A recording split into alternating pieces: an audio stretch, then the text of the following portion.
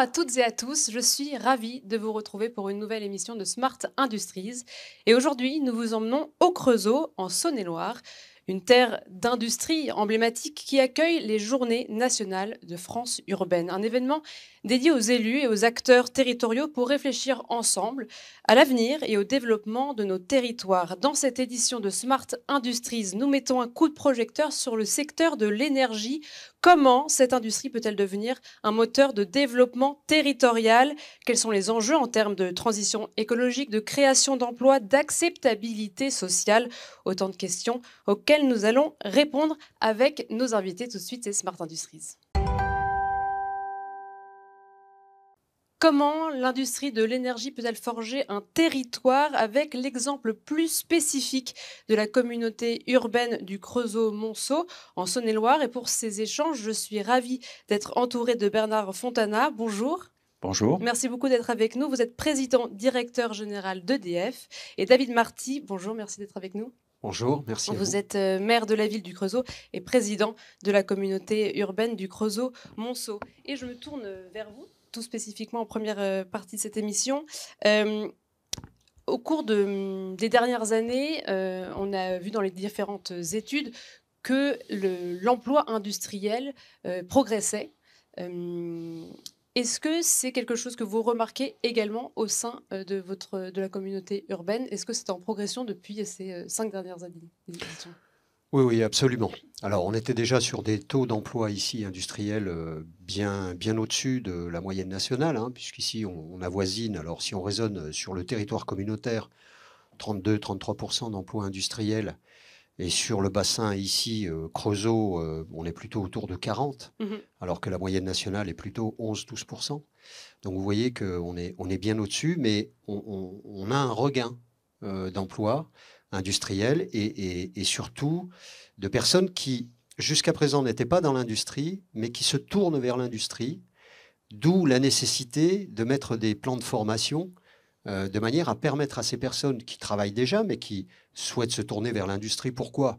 Parce qu'ils voient bien que ici, l'avenir est plutôt industriel, que les salaires sont plus que corrects, les conditions de travail ont changé dans les industries, qu'on est sur des industries de pointe, avec beaucoup de recherche, beaucoup d'innovation, et donc une motivation au-delà de tout le reste de dire, moi, l'industrie, c'est quelque chose qui aujourd'hui m'intéresse. Ensuite, c'est aussi de promouvoir l'industrie auprès des plus jeunes. Ça commence au collège, hein. On a lancé des dispositifs pour les inciter à se tourner vers l'industrie. Il faut que les industries ouvrent leurs portes, ce qu'elles font également, puis convaincre les parents. C'est ça, on va revenir après sur tous ces dispositifs pour aller justement chercher les plus jeunes, faire évoluer la formation également.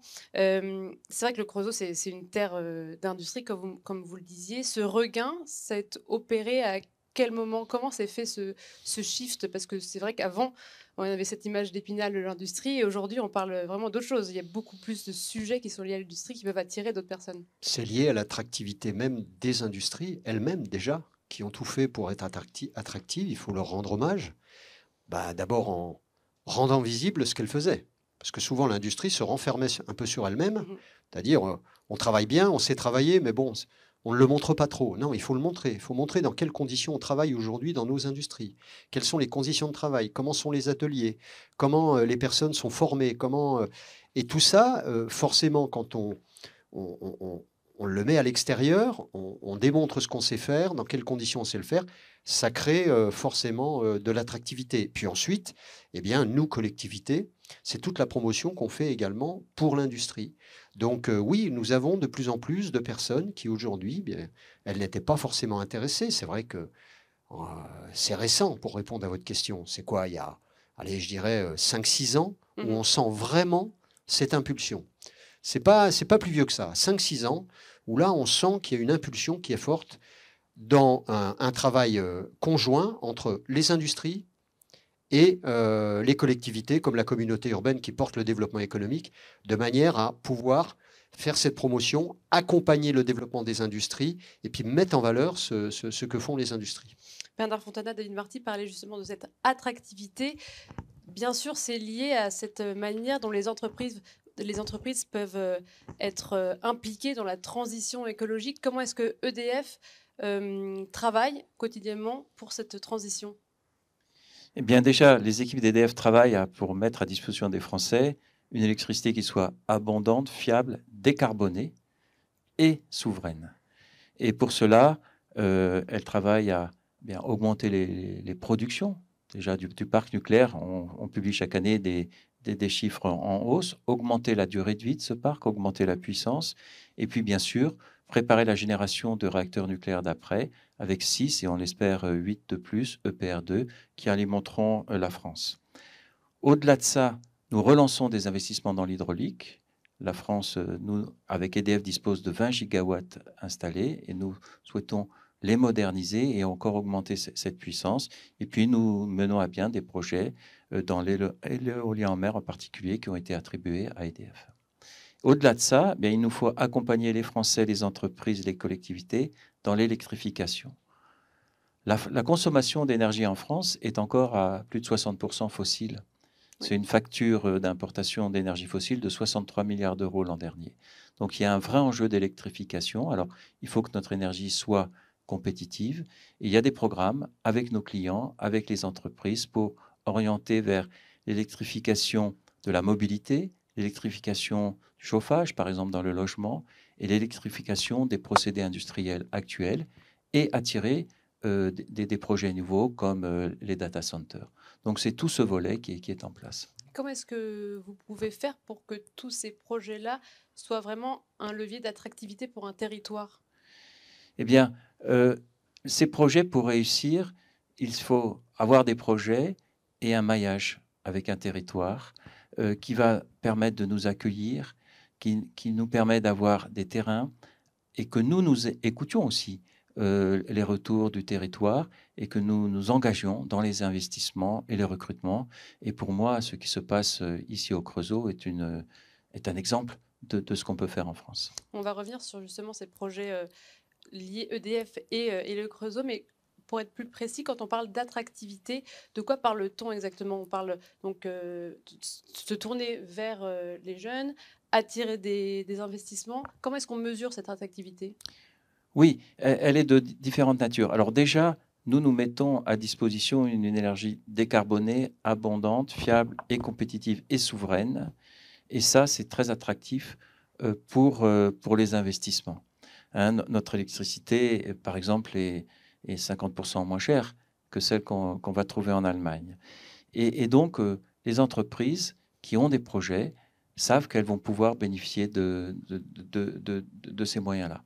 Et évidemment, nous avons une grande préoccupation sur les compétences, sur l'anticipation, la préparation des salariés, notre insertion dans les territoires, et c'est ces combinaisons-là qui sont gagnantes. David Marty, comment est-ce que vous travaillez justement pour cette transition vers l'industrie plus décarbonée? Quels sont les projets en cours au sein du territoire? C'est vrai que c'est un véritable facteur d'attractivité, y compris pour les personnes qui souhaitent se tourner vers l'industrie. On voit bien que les entreprises ont fait un effort considérable sur le décarboné, dans la production. Et aujourd'hui, on voit bien que les personnes sont attentives à ça. Au-delà du salaire, des conditions de travail, c'est est-ce que je vais rentrer dans une entreprise qui est vertueuse ou qui tend vers plus de décarbonation? Et ça, c'est fondamental. Et les entreprises le font, Framatome le fait, d'autres industries le font ici. Après, nous, notre rôle, il est d'accompagner ça sur un territoire qui se veut, lui aussi, de plus en plus décarboné, de plus en plus connecté, de plus en plus dans la mise en valeur de ce qui protège le climat. Et donc, on fait un accompagnement, comme on dit, 360 degrés, avec les entreprises qui se développent, particulièrement les entreprises, il n'y a pas que, mais particulièrement.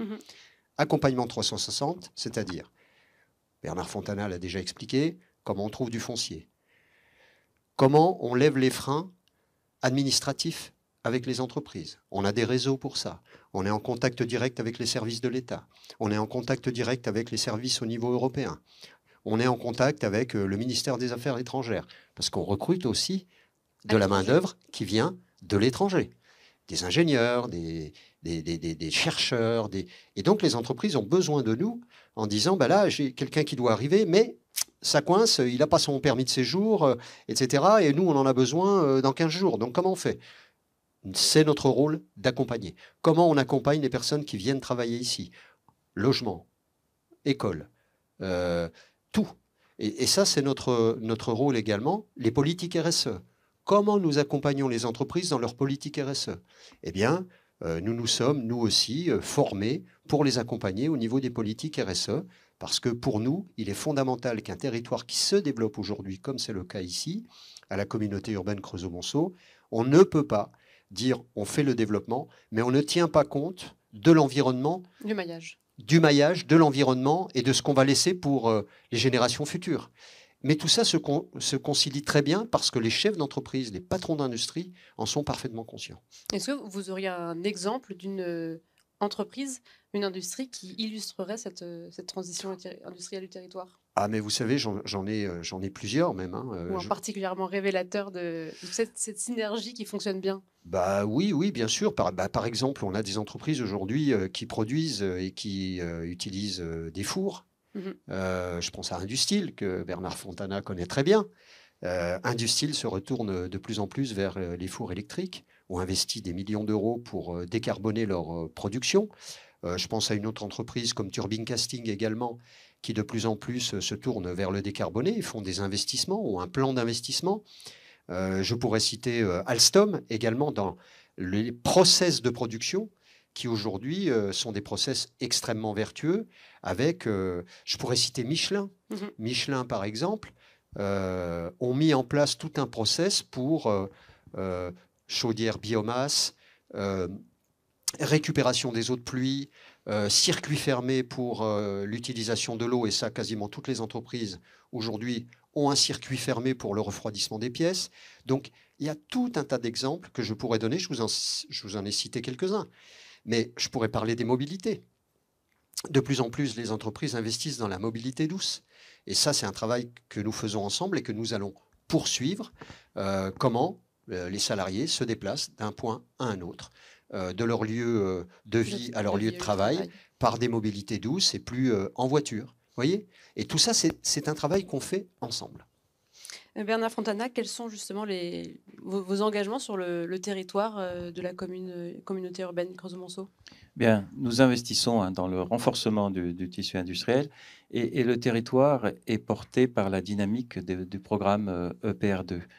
Nous avons aussi un pacte de performance que nous avons passé avec les industriels où nous nous respectons les uns les autres et puis nous travaillons ensemble pour être prêts au rendez-vous de la sûreté, de la sécurité, de la qualité et de la performance pour les programmes. Alors, plus spécifiquement au Creusot, bien, Framatome investit déjà 200 millions là, au cours des 3 dernières années pour monter en cadence le site, recrute 100 personnes par an et a un projet majeur que nous appelons Forge Plus, et près de 600 millions d'euros, qui nous permet de franchir une étape supplémentaire de souveraineté, de performance industrielle et d'intégration dans notre tissu français des supply chains pour les programmes EPR2. Donc ce sont des enjeux absolument considérables qui sont en cours en ce moment. Oui, parce que EDF a une responsabilité très forte ici pour accompagner aussi ce développement industriel, pour les accompagner aussi dans leurs besoins en ressources. Oui. Et donc, nous travaillons ensemble. Et d'autant plus que, quand on parle de ressources humaines, ce sont des nombres importants. Hein. Oui. EDF recrute 850 personnes par an dans la région. Également, le programme EPR2, avec les chantiers, c'est 30 000 personnes par an. Puis ensuite, 10 000 personnes sur les paires d'EPR qui resteront. Et au niveau de la filière nucléaire en France, vous avez 220 000 salariés et il y a besoin de recruter 100 000 salariés de plus au cours des 10 prochaines années. Donc, c'est la combinaison de ces efforts. Et ces efforts, pour réussir, il faut certes des programmes, des volontés nationales, mais c'est dans les territoires que ça se passe et c'est là que se cristallise la réalisation.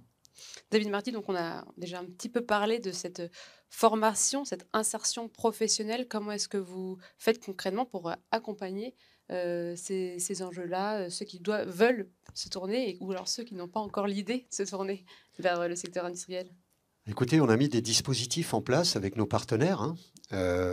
On a un taux de chômage ici qui reste encore un peu élevé par rapport à la moyenne nationale, mais on revient de loin. On a eu des taux de chômage à 2 chiffres ici il il y a quelques années déjà, mais on a beaucoup parcouru de chemin.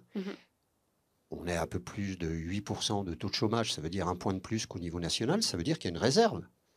Et donc, si on a cette réserve, c'est comment on permet à ces personnes de rentrer dans l'emploi industriel si elles en ont l'envie et si elles en ont aussi les capacités. Et ben, c'est par de la formation. Donc, on a mis des choses en place. Nous-mêmes, nous avons porté un dispositif qui s'appelle Innov Insertion CUCM, Oui. avec les structures d'insertion du territoire, de manière à créer des synergies ensemble, parce que chacune de ces structures avait et a des compétences, mais il faut les mettre en commun, de manière à ce qu'il y ait le moins de public en dehors de l'emploi. Et ça, eh bien, c'est un dispositif que nous avons lancé il y a quelques mois. On en est au début, mais qui porte déjà ses fruits, avec une plateforme, avec un accompagnement très spécifique, avec un livret. Et donc, on voit que de plus en plus de personnes éloignées de l'emploi eh bien, disent « moi, j'aimerais bien rentrer dans l'industrie ». Donc, à partir de là, il y a un accompagnement qui commence à se faire. Et puis, il faut créer des centres de formation. Les entreprises elles-mêmes le font. Framatome a également créé ici une sorte de campus de formation. Et nous, avec d'autres partenaires comme l'IUMM, par exemple, eh bien, nous sommes en train de créer un centre de formation tout à côté, ici, et une école de production. L'école de production est déjà lancée. Donc ça, c'est pour les plus jeunes, à partir de 14 ans. D'accord, donc on peut aller chercher déjà jusqu'au lycée, quoi. Donc à peine sorti du collège. Absolument, à partir de 14 ans. Et puis ensuite, le centre de formation, qui lui va démarrer dans quelques mois, qui va permettre à des personnes, soit qui sont déjà dans l'industrie, qui souhaitent monter en compétences, parce que la spécificité de nos industries ici, c'est qu'elles nécessitent de grandes qualités professionnelles, que ce soit des ouvriers, des techniciens, des ingénieurs ou ingénieurs-chercheurs. Mais pour les ouvriers, par exemple, eh bien, c'est de mettre des cycles de formation en chaudronnerie, parce qu'on en a besoin, en soudeur, on en a besoin, en maintenance, on en a besoin. Et donc, nous avons, avec les UMM, travaillé sur un projet de centre de formation qui va voir le jour, qui permet à ces personnes soit de monter en compétences, soit d'abandonner complètement le métier qu'elles font aujourd'hui. On a aujourd'hui à Framatome, j'en ai croisé l'autre jour, un boulanger qui aujourd'hui travaille à Framatome, un maçon qui aujourd'hui travaille à Framatome, et je pourrais en citer d'autres qui sont très heureux de le faire et qu'à un moment donné, on dit, bon ben voilà, moi j'ai fait le tour de mon métier, j'ai envie de faire autre chose. Ou alors des personnes qui sont éloignées de l'emploi, parce que c'est cette cible-là qu'il faut, de manière à ce qu'ils aient un accompagnement pour rentrer ensuite dans l'industrie. Donc tout ça, nous l'avons mis en place. Il faut un petit peu de temps, mais ça porte déjà ses fruits et il faut absolument continuer. Parce qu'aujourd'hui, on ressent encore fort la pénurie de compétences? En tout cas, est-ce que ça tire le secteur industriel, ça ne lui permet pas de se développer aussi vite qu'on le voudrait? Ou c'est pas ressenti de moins en moins, je dirais. De moins en moins. Le secteur industriel se développe beaucoup. Maintenant, il a besoin de plus en plus, Bernard Fontana l'a dit tout à l'heure, Framatome, c'est 100 emplois par an. Mais je pourrais citer les autres industries qui sont soit au niveau de Framatome, soit un petit peu en dessous, mais qui recrutent tout le temps. Et donc, il y a un besoin. Il y a un besoin. Et ces entreprises, aujourd'hui, elles sont prêtes à prendre des personnes qui n'étaient pas dans l'industrie, qui étaient éloignées de l'emploi. Par exemple, je donne un exemple concret. Forge Plus, qu'a évoqué tout à l'heure le président d'EDF. Forge Plus, on a fait un débat public. Ce n'est pas nous qui l'avons organisé, c'est la commission en charge des débats publics, parce que c'est un investissement majeur d'un peu moins de 600 millions d'euros. Et donc, il faut un débat public. Qu'est-ce qui est ressorti dans le débat public ici?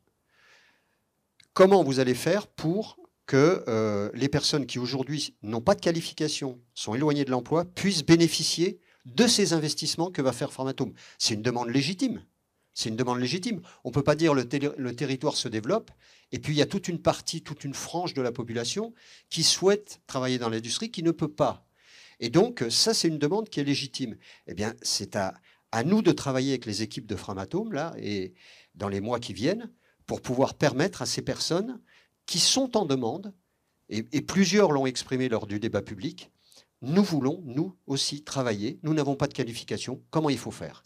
Et à partir de là, il faut créer les conditions. C'est ce que nous allons faire. Et au sein d'EDF, comment est-ce que vous saisissez la question en interne de l'entreprise? Bien, en interne de l'entreprise, nous nous mobilisons pour attirer les talents.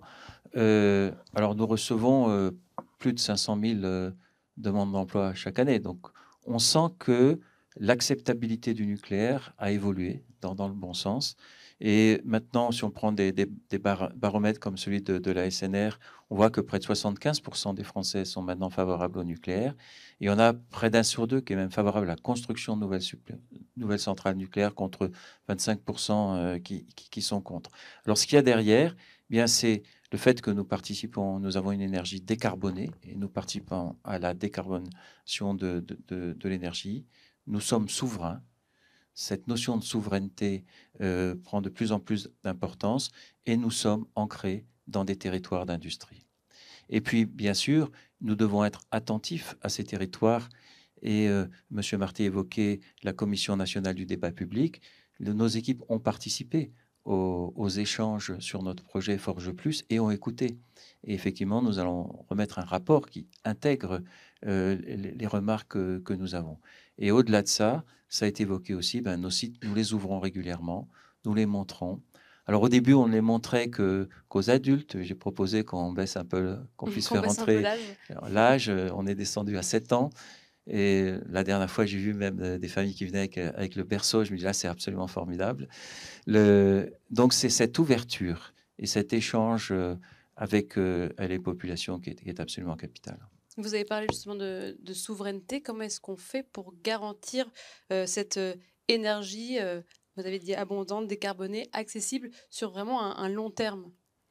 Eh bien, ce qu'il nous faut, c'est effectivement s'assurer que nous allons avoir ces moyens de production, donc augmentation de durée de vie de nos réacteurs, augmentation de leur puissance, réussir notre programme EPR2, le faire dans les délais, donc c'est une mobilisation de tous pour aller vite, bien sûr en toute sûreté, sécurité et délivrer les réacteurs dont la France a besoin, relancer nos investissements dans l'hydraulique et au-delà de ça, la souveraineté dans la durée, c'est s'assurer que nos supply chains, nos chaînes de fourniture soient souveraines. Et ça nous conduit à réinternaliser et à rapatrier en France des productions. Et c'est d'ailleurs tout le sens d'un certain nombre de projets que nous faisons ici au Creusot. Et c'est cette maîtrise globale qui est la garante de notre avenir. Et quand vous avez un réacteur en place, vous en prenez pour 100 ans. Donc ça, c'est quand même un sacré avantage. Et d'un point de vue peut-être plus national, est-ce que vous savez comment a évolué l'acceptabilité du nucléaire? C'est vrai que c'est une question dont on a beaucoup parlé. Est-ce que ça a progressé? Oui, elle a beaucoup progressé, à la fois pour des raisons d'enjeux climatiques, puisque le nucléaire est reconnu comme une énergie très bas carbone, et d'ailleurs c'est le cas en France, mais un peu partout dans le monde. Aussi pour des raisons de souveraineté, eh bien, nous n'avons pas besoin d'importer de gaz, etc., d'autres régions sensibles. Nous faisons ça chez nous, et même la France, en ce moment, est exportatrice d'électricité. Et cette acceptabilité se voit dans nos relations avec la population et dans l'intérêt que nous montrent les jeunes, mais aussi les moins jeunes, pour venir nous rejoindre et participer au programme que nous avons. Quand vous parlez de relations que vous avez avec les territoires, vous avez des manières de prendre le pouls, de savoir comment sont reçus certains projets? Oui, eh bien, nous travaillons évidemment de façon très proche avec les élus, hein. Nous ouvrons nos sites, ce qui permet de sentir l'intérêt des populations. Et nous travaillons beaucoup aussi avec les jeunes, les lycées, toutes les filières de formation. Et je pense que c'est ce lien quotidien et cette relation de confiance, parce que c'est un respect aussi que nous devons au territoire, qui font que, eh bien, nous sommes confiants, nous sommes dans des territoires d'industrie, eh bien, nous investissons là, et puis ils nous le rendent bien. David Marty, j'imagine, est-ce que le territoire du Creusot a Est-ce que la question de l'acceptabilité, pardon, est une question qui se pose au Creusot où tout le monde est déjà bien converti voilà, au sujet de l'industrie? On n'est plus là-dessus, on est même dans la revendication. Donc on n'est même pas dans l'acceptation, on est dans la revendication, cette fierté qu'ont même ceux qui ne travaillent pas dans l'industrie, de dire nous, l'industrie, on l'aime et on la veut ici. Et on l'a vu dans le débat public. Dans le débat public, il n'y a pas eu une voix. Pourtant, il y avait dedans quand même des personnes très sensibilisées sur le climat, sur... voilà, il y avait des écologistes, hein, on va dire le mot. Il y a eu des remarques, il y a eu une attention particulière, il y a eu... mais il n'y a pas eu de refus d'implantation ou de développement du nucléaire, à aucun moment. Et de la part de la population, c'est pareil. C'est la même chose quand Jimmy a annoncé son implantation. Vous savez, les petits réacteurs nucléaires, la start-up Jimmy. On a informé la population. Il n'y a jamais eu des anti-implantations. Mais ici, c'est la revendication. C'est vraiment... On en veut. Par contre, on a des questions légitimes. Oui. Celle que j'évoquais tout à l'heure sur les emplois. Quelle va être l'intégration urbaine de bâtiments, parce que ça va être quand même des bâtiments très imposants. Comment va se faire l'intégration urbaine de Forges Plus dans notre quartier, dans notre secteur de ville? On a un beau quartier, on est au milieu d'un parc. Effectivement, nous avons l'industrie à côté, mais comment ça va s'intégrer? Comment ça ne va pas dénaturer déjà non pas un quartier qui souffre, mais un quartier qui est beau? Et donc, comment ça va être préservé, protégé, etc. Ça, c'est des questions légitimes. Mais à aucun moment, il y a eu une levée de bouclier pour dire non, non, non, on n'en veut pas. Vous savez, quelqu'un me faisait la remarque un jour, des personnes de Lyon qui venaient justement voir un petit peu comment ça se passait dans le territoire, ils tombent à l'entrée de la ville sur un convoi exceptionnel, ce qui est une chose habituelle pour nous, hein. Et il me disait, mais nous, à Lyon, on arrive, si on est derrière un convoi exceptionnel, mais les gens vont devenir fous. Ils se mettent à klaxonner. Il dit, ici... Silence total. Silence total, quoi. Les voitures étaient sagement derrière et elles attendaient. Et j'ai dit, oui, mais parce que l'industrie, c'est l'industrie qui nous fait vivre. Et donc, on est complètement bercé là-dedans. Je veux dire, je donne souvent l'exemple. J'ai jamais un courrier, jamais, depuis que je suis maire, et président de la communauté, un courrier pour me dire dites donc, la forge, elle fait du bruit la nuit. Hein. J'arrive pas à dormir. Jamais, alors qu'elle fait du bruit. Hein. On peut l'entendre la nuit. Jamais. Par contre, j'ai le petit train touristique qui siffle un petit peu trop. Là, j'ai un courrier. Vous voyez? Merci beaucoup, David Marty. Je rappelle que vous êtes maire de la ville du Creusot et président de la communauté urbaine Le Creusot, Monceau, Bernard Fontana. Vous êtes président directeur général d'EDF. Merci à vous deux d'avoir été présents pour Smart Industries et merci à vous toutes et tous de nous avoir suivis.